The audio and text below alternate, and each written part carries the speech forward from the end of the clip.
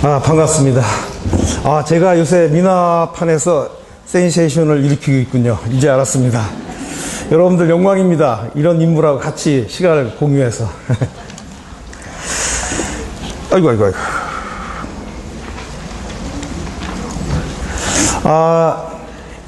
제가 이 미나계에 여러 어르신도 계시고, 미나 작가 선생님도 계시고, 또 반계 인문학, 또 사회과학 쪽에 계신 분도 여기 오셨는데, 제가 먼저 이렇게 단상에 올라서 죄송합니다.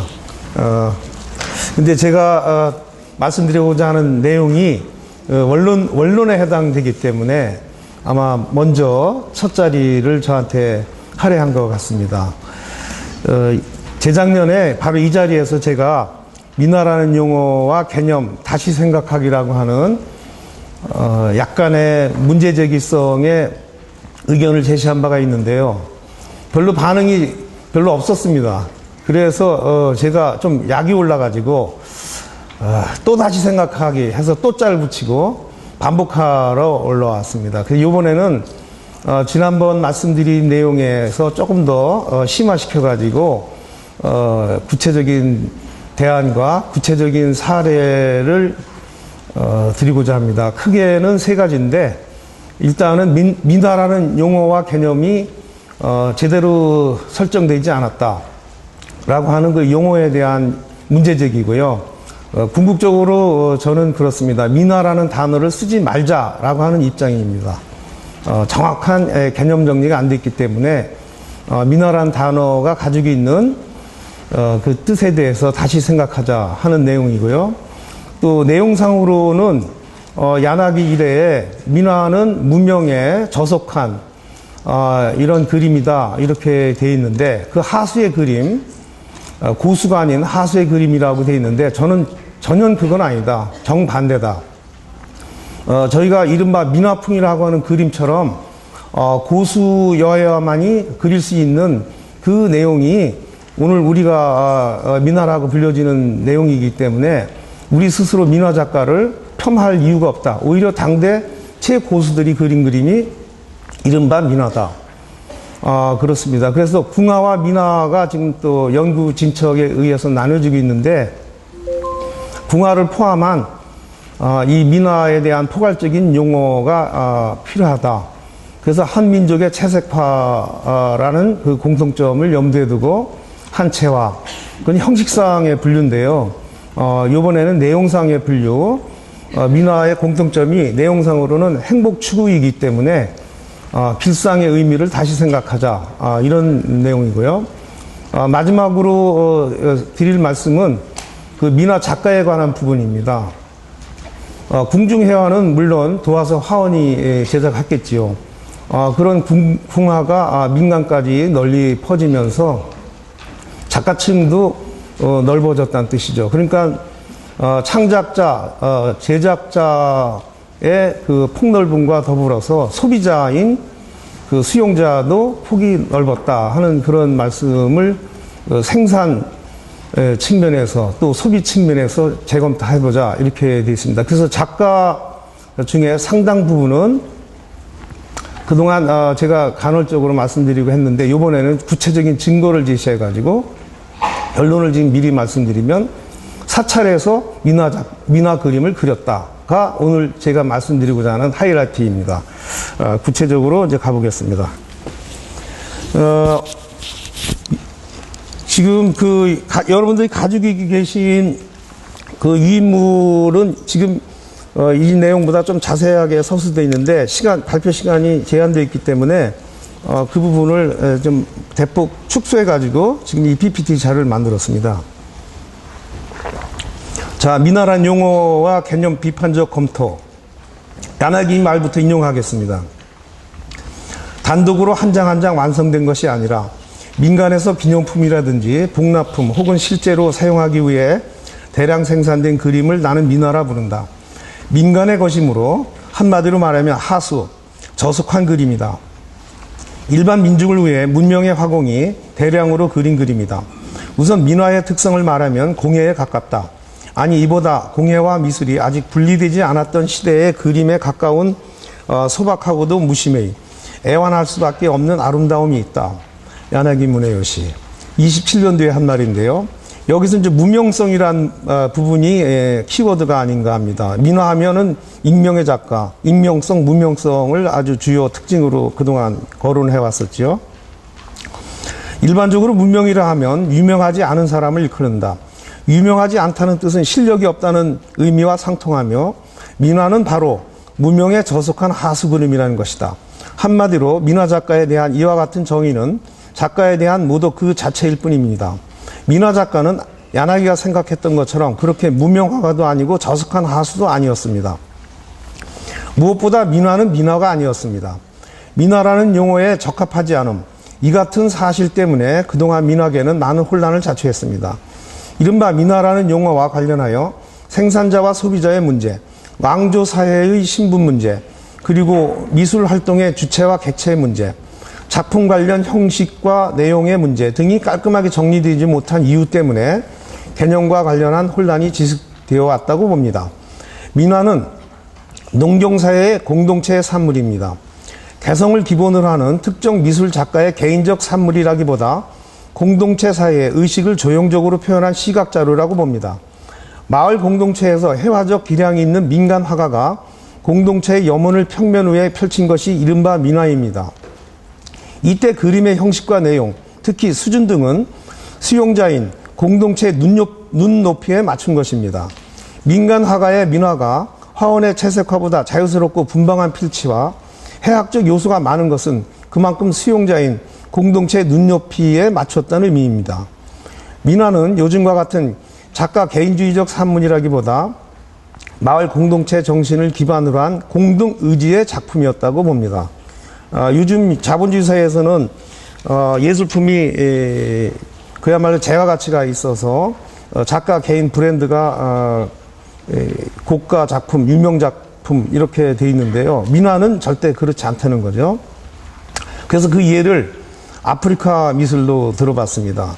저희가 아프리카 미술 원시 미술이라고 폄하하는 경우도 많지만은 그 아프리카는 공동체 사이의 산물로 그 미술적 기량 있는 사람이 그 마을 주민들의 의견을 반영해서 작품을 만들거든요. 그래서 그 아프리카 미술이 가지고 있는 그 감동이 있는데요. 제가 예전에 호암 갤러리 책임 맡았을 때 국내 최초로 아프리카 미술전 특별전을 제가 기획한 적이 있었는데 그때의 아프리카 미술을 공부하면서 느낀 바가 어쩜 이렇게 우리 민화하고 맥락이 같을까 이런 생각을 해서 아프리카 미술로 한번 좀 판을 키워봅니다. 아프리카 미술은 구미사회의 미술 상황과 판양 구조를 가지고 있습니다. 무엇보다 아프리카의 미술 작가는 구미사회처럼 작품을 출세의 수단이나 재화 가치를 목적으로 삼지 않습니다.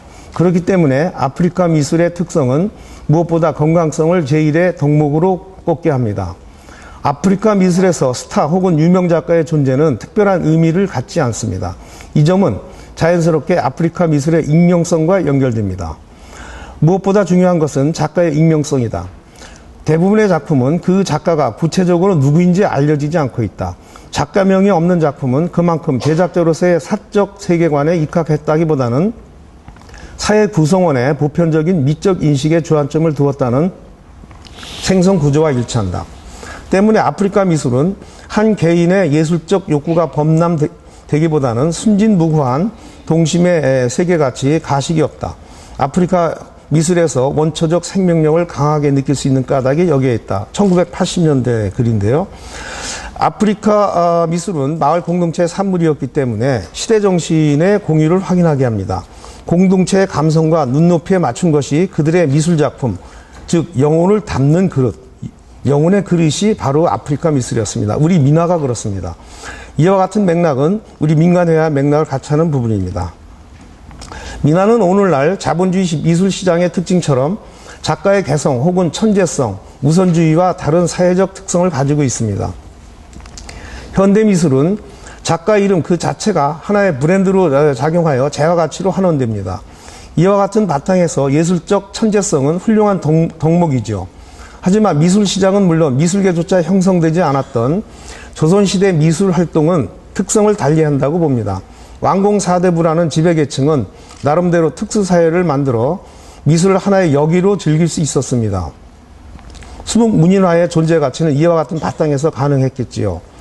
하지만 채색화는 무엇보다 고가의 재료비, 우리 민화를 생각할 때 이 물감이 고가품이라는 점이 상당히 중요한데, 이 부분을 잘 간과해 가지고 하수들의 뭐 시골 장독배인가 그림 그립니다 이런 폄하하는 표현이 있는데, 구조적으로 경제적으로 그렇지 않다는 점을 여기서 이제 언급하는 거죠. 재료, 그러면서 비싼 재료이기 때문에 다루는 기술이 필요하다. 기법과 훈련, 사실적 묘사와 기량 등 기본적인 요구사항이 있습니다. 채색화는 결코 여기로서 다룰 수 있는 분야가 아니었습니다. 때문에 채색화는 일정 부분 예술적 기량과 훈련을 거친 화가들에 의해 이루어지는 특징을 지니고 있습니다.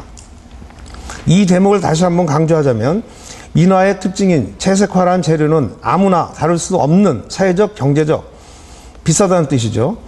또 신분 구조적의 특징이 있고, 더불어서 이와 같은 고가 재료를 사용하려면 최소한의 기초적이고 예술적인 기량이 요구된다는 점입니다. 때문에 경제적 배경이 없는 이른바 저속한 하수는 비싼 채색 물감을 함부로 사용할 수 없다는 경제적 특성을 감안해야 합니다. 또 채색을 다룰 화가들은 그림을 즐길 정도의 사회적, 경제적 신분 계층 사회이기 때문에 그걸 말하는 거예요. 자립할 바탕도 없는 중인 계층 미만의 신분이었습니다. 물론 수용자들은 왕공 사대부들도 대다수 차지했죠. 이제 제작자 입장에서 말했을 때 말합니다. 한마디로 채색화가는 생존 문제와 연결되기 때문에 재료를 아껴가면서 치열하게 제작할 수밖에 없었던 열악한 환경 속에서의 존재였습니다. 치열한 환경에서 제작한 채색화를 무명의 저속한 하수 그림이라고 평할 수 있겠습니까? 19세기 말기와 20세기 초에 그런데 우리는 왜 민화를 그렇게 좋아했을까요? 이 시기에 집중적으로 민화 작품이 대량으로 제작되었고 각각 화목으로 격상했는데요.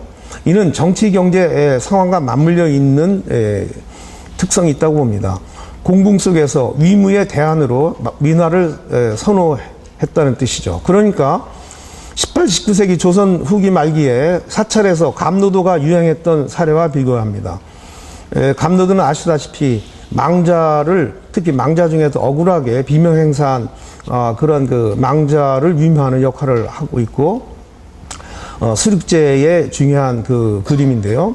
그 수륙제라는 것은 모든 물고기부터 네발단 짐승, 인간까지 모든 생명을 위로해주는 그런 의식이지 않습니까? 그러니까 한 특정인을 위한 위무 행사는 우리가 49제와 같은 천도제라 한다면, 이 수륙제는 모든 생명체를 위묘해주는 거기 때문에 참 상당히 넓은 의미를 가지고 있고, 제가 작년에 광주 비엔날레 이 전시를 기획할 때 제목으로 에서 달콤한 이슬이라고 차용을 해서 특별전을 기획한 바가 있는데요. 그때 많은 사람들한테 우리나라에 그런 의미가 있는 감노도가 있었느냐, 그것도 조선 말기에 그렇게 유행을 했었냐, 이런 질문을 들었습니다. 그 시대가 그렇게 살기 어렵기 때문에 오히려 이 감노도가 많이 제작되지 않았나, 이렇게 역설적으로 생각합니다. 민화도 그렇습니다. 그만큼 핍박했던, 궁핍하고 피폐했던 시대였기 때문에 그 행복 추구의 그 민화로 그 곤궁한 삶을 대체하지 않았을까, 이런 민화의 씀씀이에 대해서 생각을 해봤습니다. 유교 시대에는 아시다시피 유교의 예술관은 무지막지하게 요약한다면 예술 천시하는 그런 특성이 있어 이중구조라고 보아지죠. 그래서 이 사대부들은 예술을 직업적으로 활동하는 것을 금기시 여겼는데 만물상지라고 해가지고 그렇습니다. 그래서 그게 지배계층의 시각 현실을 반영했고요. 그러다 보니까 우리 이른바 민화라고 알려져 있는 이 채색 그림에 대해서 높게 평가를 하지 않았는데요. 이번에 다알 미디어에서 한국의 채색과 아주 참 우리 5,000년 역사 출판 문화 중에 획기적인 출판물을 최근에 발행했는데, 그 한국의 채색화라는 책이 수록된 작품들을 보면 이게 과연 우리 조상들이 만든 작품인가, 이런 감탄을 갖게 되면서 국제 경쟁력이라는 측면을 우리가 생각하게 되는데요. 그런 작품이 정통 미술사에서 아직 본격적으로 소개되지 않고 있다는 점이 아쉽게 하는 부분도 있었습니다. 그래서 이 궁화를 생산했던 도화서 화원 얘기가 나오는데요. 매년 연초면 화원이 세화를 제작해서 진상해야 된다는 그런 내용이고, 세화의 특성 중에 하나는 벽사와 길상을 근관을 했다, 그런 내용입니다. 그렇다면 궁화와 이제 민화 이렇게 지금 나눠지고 있는데, 민간의 채색화, 이른바 민화의 화풍상 특징으로 제가 한번 이제 내용적으로 이제 검토를 해봤는데, 역시 민화의 특징에 관한 키워드를 딱 한마디만 요약한다면 어떤 말이 적절할까 고민을 하다가 질박이라는 단어를 생각해냈습니다. 뭐 소박하다는 단어가 있는데 조금 뉘앙스가 달라가지고요. 두 번째 줄, 질박이라 함은 순박하고 진솔한 본색을 의미합니다. 구체적으로 질은 본질, 본색, 바탕을 의미하고, 박은 가공하지 않은 순수한 목재라는 의미에서 천연 상태를 의미합니다. 한마디로 단순하고 소박한 상태를 의미한 것으로, 질박이야말로 조선 민간 채색화의 세계와 직결되는 개념화가 아닌가 합니다. 수묵문인화를 두고 질박하다는 표현은 어울리지 않습니다. 그렇다면 질박하다 하여 거칠고 투박한 것이기만 한가? 천연 상태, 즉 가공하지 않은 상태라 하여 조잡하다고만 표현할 수 없습니다. 투박하고 조잡하다고 해서 질박하지 않은 것처럼, 질박하다고 해서 반드시 투박하거나 조잡한 것은 아닙니다. 즉 소박하고 거칠고 강한 것은 조잡한 것과 다릅니다. 질박이라는 것은 정신적 품격이며, 조잡하다는 것은 재료와 가공에서 비롯된 외형적 특징을 의미합니다. 그래서 질박은 통속성과도 거리가 있습니다. 민간 미술에서 질박은 실용적인 것과 심미적인 것, 정신적인 것과 물질적인 것의 조화와 통일로 표현된다는 점을 강조하고 있습니다. 중국의 학자 낭수군의 학설을 인용한 내용입니다. 조선 민간 채색화의 회화적 특성의 하나로 질박미를 강조하면서 도화서 화원에 의한 궁화의 궁중 취향과 비교해서 민간 채색화의 질박 취향의 비중을 염두에 두고자 합니다. 민간 미술의 특징으로 질박함 위에 천진함을 들 수 있는데, 이는 동심의 세계와 연결됩니다. 동심의 세계에서는 호랑이라 하더라도 수성을 지우고 인자한 천사처럼 표현할 수 있습니다. 동자가 호랑이보다 크게 그려진다 하여 이상스러울 것도 없습니다. 이는 창의성을 기본으로 하는 동심의 세계가 갖는 특권이자 장점입니다. 저항기질의 학자 중국의 이타고는 말했습니다. 천하의 아름다운 작품들은 모두 다 동심에서 나왔다. 바로 동심은 진심이고 질박과 상통한다. 천진함은 더불어 민간 미술의 특성으로 생명성을 줄 수 있습니다. 생기발달은 민간 미술의 특징입니다. 궁중예술은 언제나 화려한 인생에 대한 만족을 숨김없이 직접적으로 표현합니다. 민간 미술이 표현하는 것은 하루 노동에 지친 인간의 생명에 대한, 또 그것이 행복에 대한 열렬한 갈망과 축복, 그리고 기도입니다. 표현 형식은 일반적으로 특별히 함축된 내용이 없는 듯 보이지만 겉과 속이 일치하는 성실하고 진실된 것입니다. 우리 민간회에서 위와 같은 지적이 상통한다고 믿습니다. 민화의 건강한 생명성을 의미하고자 합니다. 그래서 이 하수의 그림이 아니다 하는 이제 반증으로 당대 최고의 채색의 실력을 갖추고 있었던 화승을 주목하고자 합니다. 이 불교의 이 단청장은 계속 단청을 했기 때문에 그 채색을 다루는 기술을 가지고 있었다는 뜻이죠. 그래서 지금도 사자상승이 잘 되어 있고, 이 사찰에 있는 불교 회화의 그 화맥을 비롯한 이 전통을 우리가 이해할 수가 있는데요. 그 화승들이, 이 사찰의 그 승려들이 민화를 제작했다가 지금부터 말씀드리고자 하는 이 본 발표의 핵심 부분이 되겠습니다. 근데 사실 그동안 이 사찰벽화에 해인사나 통도사나 민화 소재들이 너무나 많지요. 우리 윤열수 관장께서 여러 자료를 소개하면서 그동안 사찰에 있는 민화적 요소들 소개 많이 했고, 여기에 뭐 김달기라는 화승, 또 에카르트가 한국미술사에 썼는데 거기에 문고산 한테 그 민화를 입수한 그런 내용이 나오죠. 그런 문고사냐말로 전형적인 화승이지 않습니까?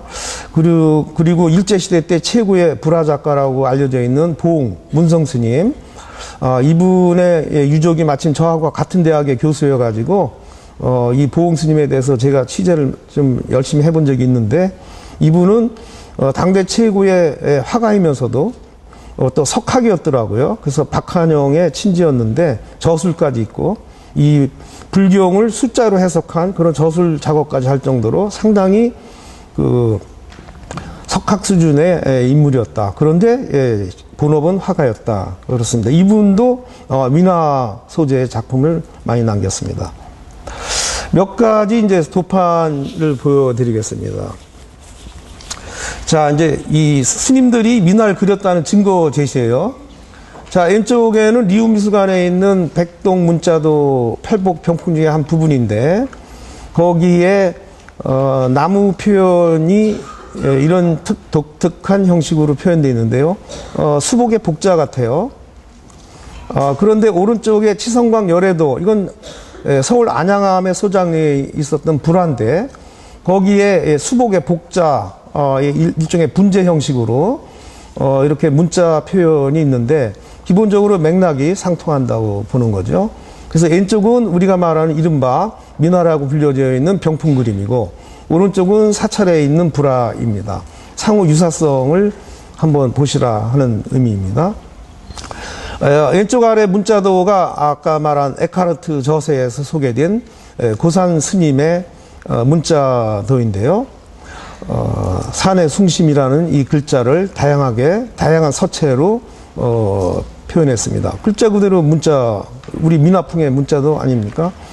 오른쪽이 금방 말씀드린 문성 보웅 스님인데, 마침 문성 보웅 스님의 대표작이라고 볼 수는 없지만 지금 뭐 사찰에서 여러 군데서 수십 점을 지금 확인할 수가 있는데요. 그 중에 하나가 지금 정릉의 흥천사에 그려져 있는 감로도가 조계사에 있는 불교중앙박물관 근대미술전에 현재 진열 중에 있거든요. 특별 공개하고 있거든요. 1939년도에 서울 시내 풍경이 불화의 감로도 하단 부분에 표현되어 있는 아주 재미난 감로도가 지금 있는데, 이 보웅당의 작품이죠.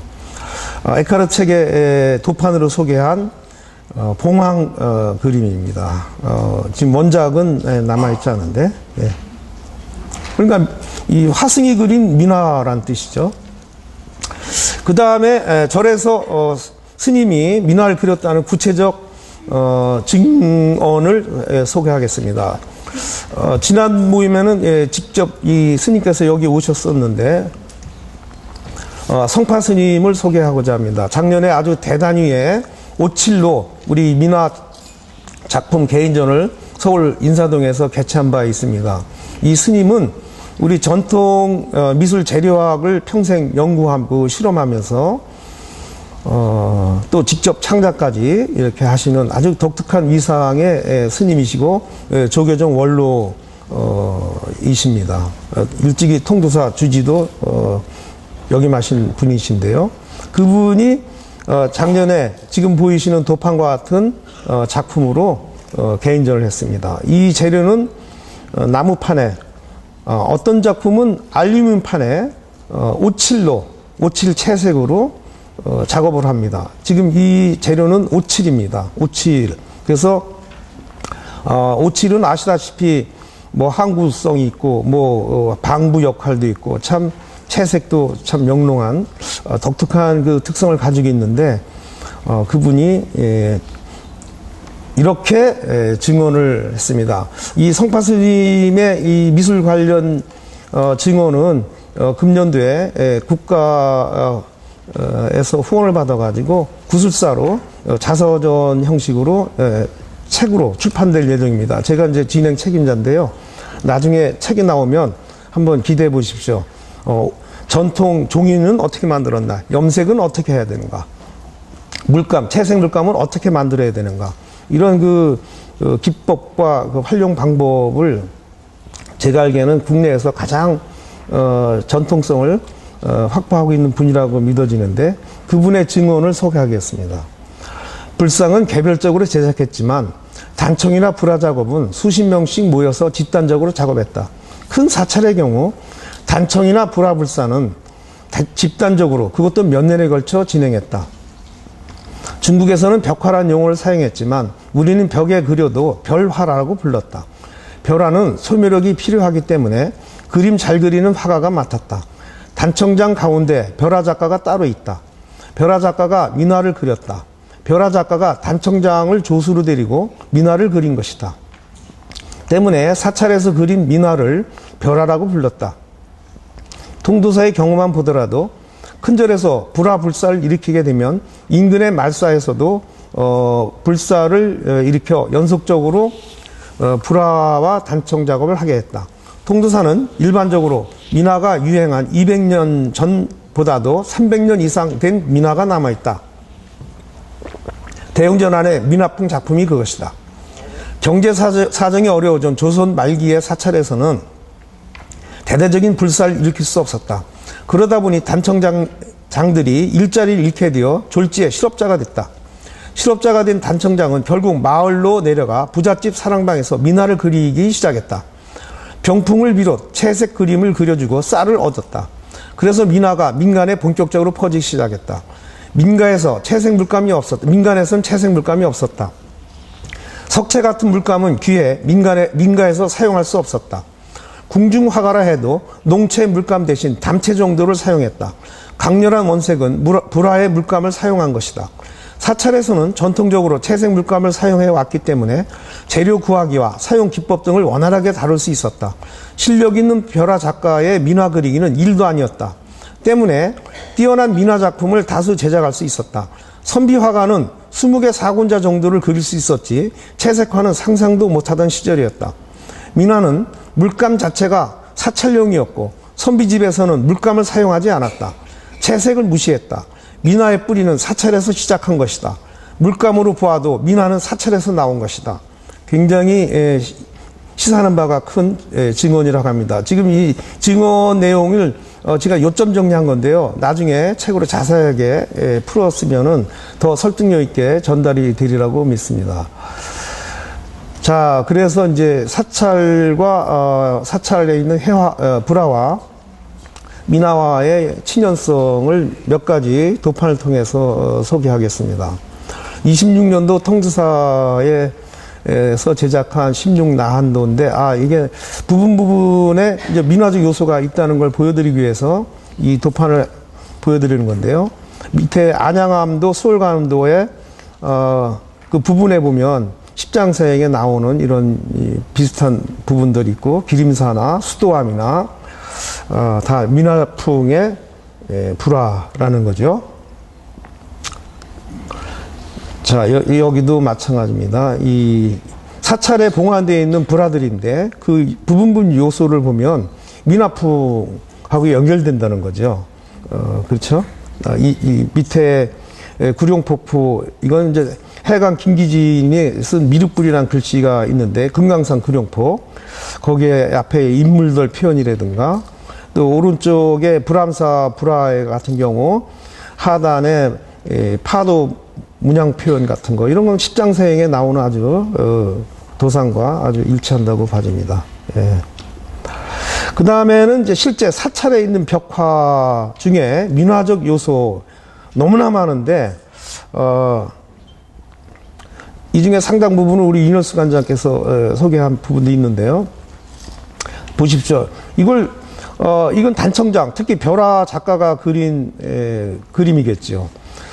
이건 사찰 벽화, 건축물에 있는 벽화에 그린 건데, 이 그림을 그대로 종이에 그리면 우리가 말하는 민화가 아닌가요? 남장사에 있는 그림인데, 왼쪽 하단부는 별주부전 이야기네요. 전형적인 민화풍의 그림이 사찰 벽화에 남아있네요. 송악도 말할 거 없고, 용문사라든가 마곡사 단청 같은 경우, 이 쌍악 같은 경우는 뭐 그대로 종이에 그리면 민화라고 볼 수 있습니다. 선운사 경우도 마찬가지고, 이런 그 별화 작가, 별화는 기본적으로 대생력을 요구하기 때문에, 특히 재료가 채색이기 때문에 하수가 그야말로 장돌뱅이가 그릴 수 있는 그런 성질은 절대 아니다. 이거는 일정 부분 훈련을 거치지 않고서는 이런 그림을 그릴 수가 없다. 그렇기 때문에 야나기가 말하는 하수의 저속한 그림이다라는 그런 정의는 출발부터 너무 잘못된 거다. 근데 왜 우리는 그런 이야기에 지금까지 연연해야 되는지 참 아쉽다 하는 게 제 문제제기의 하나입니다. 보세요. 이건 완전히 민화 아닌가요? 남장사의 고래를 탄 이태백 그림 같은 거. 이런 그림 속에서 아주 필력이, 이런 화가는 아주 고수 중에서도 왕고수 아닙니까? 이런 정도 필력과 구성력, 조형감과 지금 봐도 대단한 수준인데, 예전에 이런 그림을 그렸다는 것은 이 작가의 수준을 우리가 높게 평가해야 되고, 당대의 최고급 기량을 가진 화가가 아니면 이런 표현이 가능했을까, 이런 생각을 해봅니다. 또 마찬가지죠. 남장사에는 감노도도 참 재미난 그림을 가지고 있는데, 감노도에는 망자를 살아있을 때 모습과 죽은 이후에 영혼까지 표현하는 그런 감노도가 있습니다.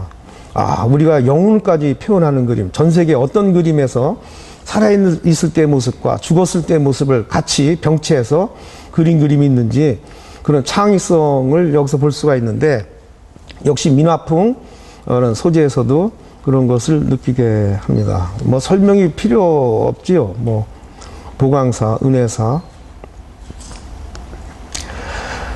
뭐 이제 호랑이 그림, 이제 뒤에서 이제 아주 결정적 사찰에서 민화를 그렸다는 결정적 증언을 뒤에서 이제 소개할 예정인데, 바로 이응로, 고암 이응로의 증언을 소개할 예정인데요.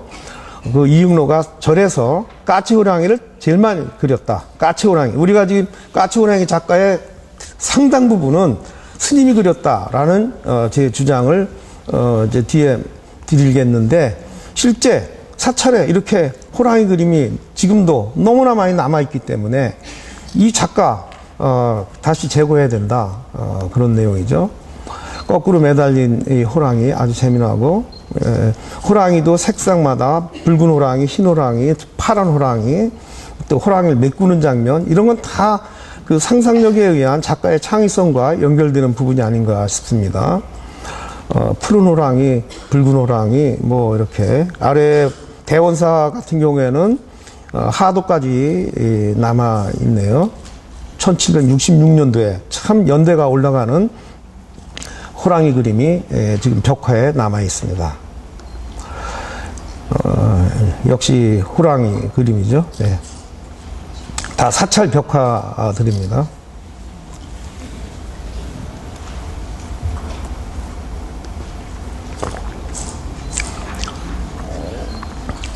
토끼가 호랑이한테 담뱃대 쥐어주고 있는 아주 재미난 모습 같은 거, 전형적인 민화가 아닌가요?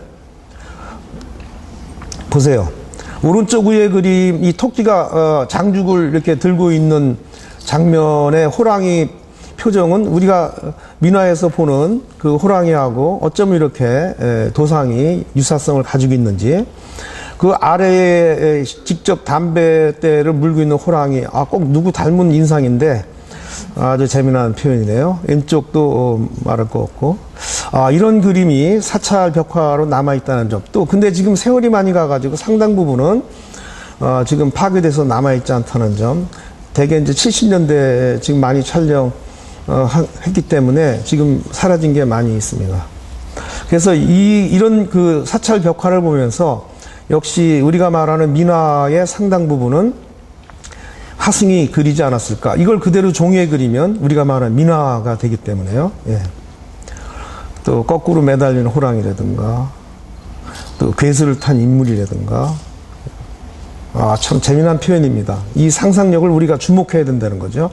이런 정도 상상력이면 절대 하수는 할 수 없다는 거죠. 하수는 겨우 대상의 그때 외형만 묘사하려고 급급하는 수준에 머무르거든요. 그것도 제대로 유리하게 표현되지도 못하지만은, 근데 이런 정도 기량의 표현이라면 상당한 고수라는 뜻이죠. 위에 그 괴조 같은 표현, 이런 거 아주 참 훌륭합니다. 예. 그 다음에 고승초상인데 양쪽에 표범과 줄 호랑이가 양쪽에 있고, 또 여기 소나무 밑에 호랑이는 아주 그 적색으로 이런 붉은 호랑이를 표현했습니다. 그래서 이 사찰에 계신 스님이 민화를 그렸다.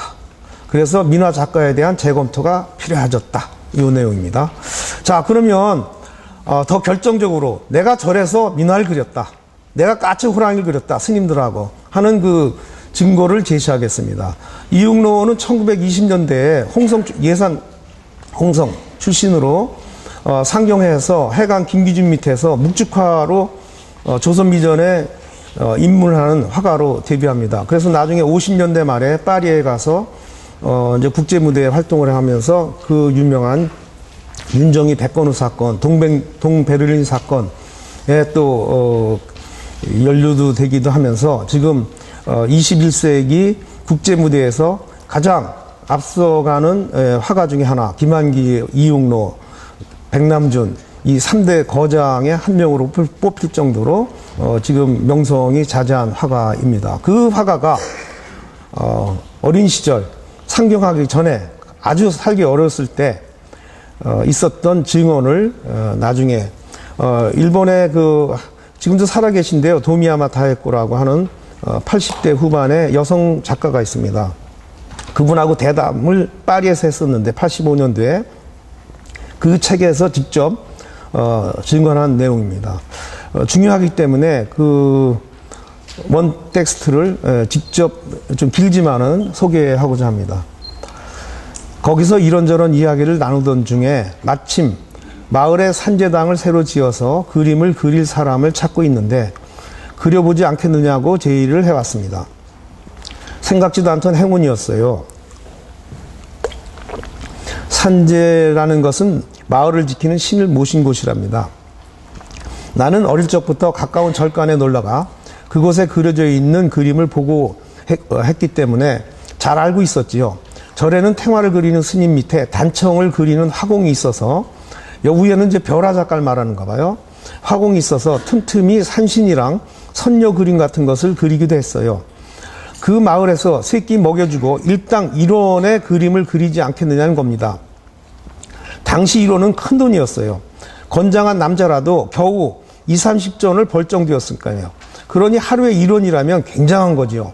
다음날 청양으로 가서 그림 그릴 화폭과 물감 등을 사다가 곧장 여관에 틀어박히게 되었습니다. 자, 이렇게 해서 이제 그림을 그리게 됐다는 거죠. 절의 스님들은 견일 삼아 여러 가지 그림을 그렸어요. 그 중에서도 소나무의 까치라든가 까치호랑이입니다. 호랑이를 그린 그림이 가장 많았습니다. 까치호랑이의 상당수가 절에서 그렸다는 증언입니다.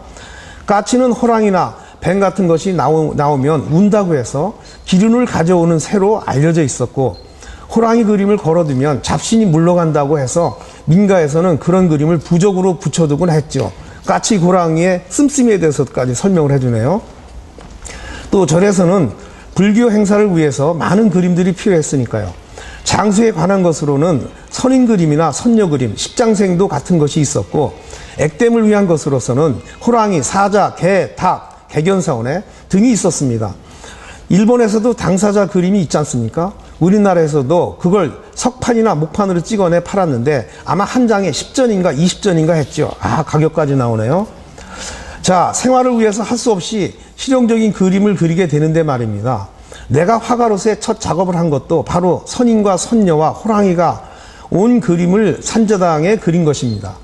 어쨌든 온 힘을 다해서 그렸더니 마을 사람들이 잘 그렸네 하면서 칭찬해 주었고, 난 그동안 일당으로 5원을 받았지요.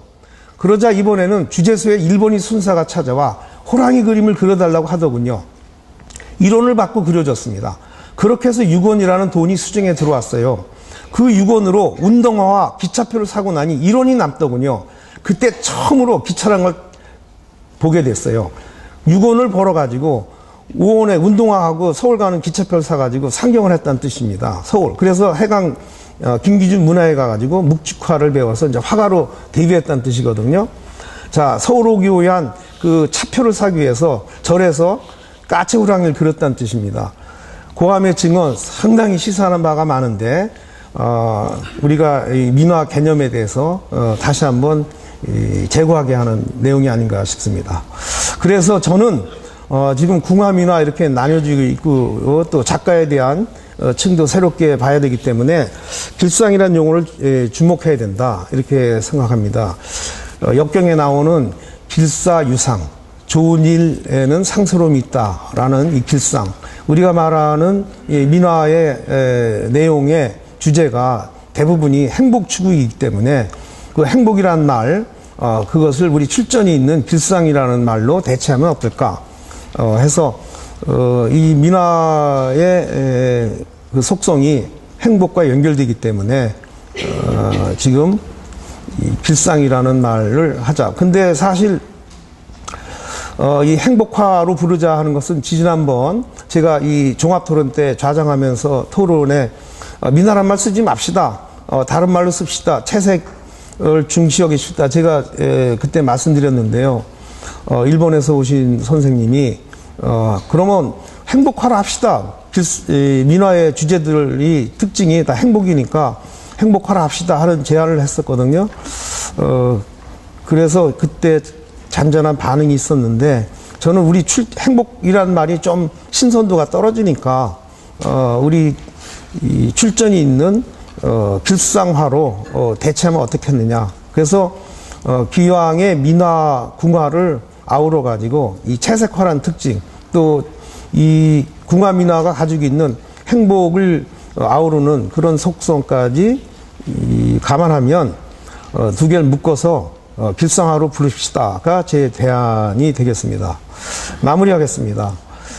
그래서 첫째, 야나기가 정의했듯이 이른바 민화는 절대 하수들의 저속한 그림이 아니다. 일단 채색 물감의 그 고가, 비싸다는 그 경제적 측면, 또 이 채색 그림은 묘사력을 필요로 한 기본 훈련이 필요하기 때문에 시골의 장돌뱅이처럼 아무나 그릴 수 있는 그런 속성의 그림이 아니다. 그렇기 때문에 민화를 이렇게 저속한 그림으로 폄하하는 것은 절대 있을 수 없다. 오히려 거꾸로 당대 최고 기량의 그 작가들만이 표현할 수 있는 그림이 이른바 민화다. 그것은 자유분방한 이런 해학적 요소, 또 풍부한 상상력, 이런 것은 하수들은 절대 흉내낼 수 없는 그런 수준이다. 이제 이렇게 보고요.